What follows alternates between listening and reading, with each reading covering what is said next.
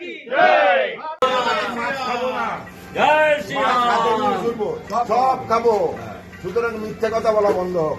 ভারতীয় জনতা পার্টি এবার প্রার্থী আমি, দয়া করে 26-এর নির্বাচন, মমতা বন্দ্যোপাধ্যায় তৃণমূল কংগ্রেসের বিসর্জন, দয়া করে আমাদের ভোট দেবেন। এবার পদ্ম ফুলে ভোট দেবেন, চুপচাপ পদ্মে ছাপ। অনেক ধন্যবাদ।